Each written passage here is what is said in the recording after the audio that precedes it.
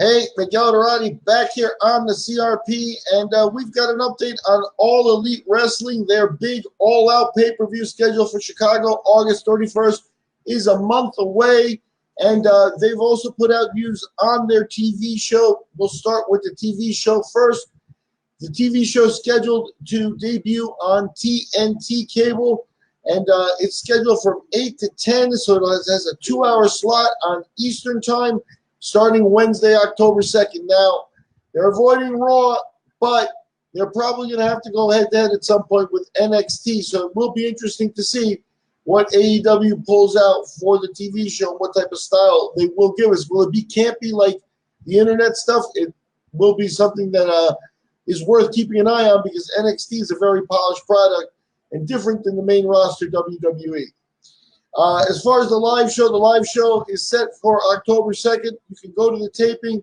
It's coming to us out of Washington, D.C., and tickets go on sale this Friday, August 2nd. So we'll see if they can duplicate their recent successes with sellouts and things. I predict they'll do okay, and then it'll sell out pretty fast. Now, when we focus on August 31st, the tickets for that went on sale June 14th, the all-out sales. And they were done in 15 minutes, so it sold out the Sears Center there in Chicago, or the Hoffman Estates, as they say. And the lineup looks like this. Right now, it's a pretty solid lineup. Darby Allin, Joey Janela, Jimmy Havoc in a three-way match. You know, I predicted that's going to be compelling. All three guys have shown that, that in spots they've got, big playability, and I think that they'll be looking to show some of that off there. It's still open to see, on a week-to-week basis how much of that they can rely on instead of, more of the standard wrestling. I believe all three guys do have an ability to do some wrestling now. So that's an interesting three-way match to look at, and three guys that, probably won't ever have been looked at by WWE, so it's compelling there. Next up, we get Cody Rhodes against Shawn Spears, and this is the Shawn Spears that hit him with a chair at the last show, or the last pay-per-view rather, and Shawn Spears now accompanied by Tully Blanchard. So Shawn Spears, I believe, was known as Ty Dillinger in the WWE, so they're bringing him in, different persona. Cody Rhodes signed him, and they did some promos about the signing, and they gave him promos where he was overlooking the city and stuff like that. But with the Tully Blanchard angle, Tully Blanchard is a rival from the old days of Cody Rhodes' father, so definitely calling out an old storyline there, and they're putting that one early on the card, and it's a straight singles match. Moving up the card, we've got the Young Bucks, and they're fighting an Escalera de Muerte match with the Lucha brothers, Pentagón and Fénix. Now, you're talking about high flyers, so this one is going to be, one that ups the ante and really shows off the product. And I think Matt and Nick, are going to be producing some high spots there. It's open to see who wins this one, really, although obviously the Young Bucks are being pushed. The Lucha brothers bringing one of the Mexican titles with them in the Escalera de Muerte is their theme for the fight. They made the open challenge in the ring with the ladder and stuff. So, you got to keep your eye out on that. More tag team action sees Best Friends versus the Dark Order. And these guys get a bye in the tag team tournament opening round with a win. So, basically it's a first-round match that they're fighting here. Evil Uno and Stu Grayson, the Dark Order, taking on Best Friends Chuck Taylor and Trent Beretta. Taylor and Beretta, I think, have been getting a little bit of a push. We'll see if I'm right and they come out on top. Getting into the main part of the action here, we got Jon Moxley taking on Kenny Omega. And, this will probably be everything it's cracked up to be. Omega, I think he's shown a tendency that he can do long matches. Moxley, I think, is right now at his hungriest in terms of he's all in, all out. He's going to go all out. I think, he's shown that he feels liberated from leaving WWE, and with that being the case, expect a special match. They both have attacked each other, in the previous build-up, and from there you can take it. But you may be looking at one of those 1 hour classics. And, I'm not sure if, if AEW rather is not trying to rush a lot of those, they have a draw and this and that sort of stuff.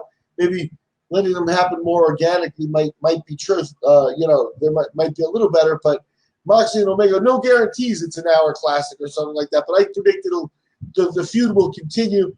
That one could end up, and a few months down the line, we could see a steel cage or something along those lines. Now, the same can be said for what AEW has planned in the main event. Now, in the main event is features Chris Jericho taking on Hangman Adam Page. And, some people have said, why Page?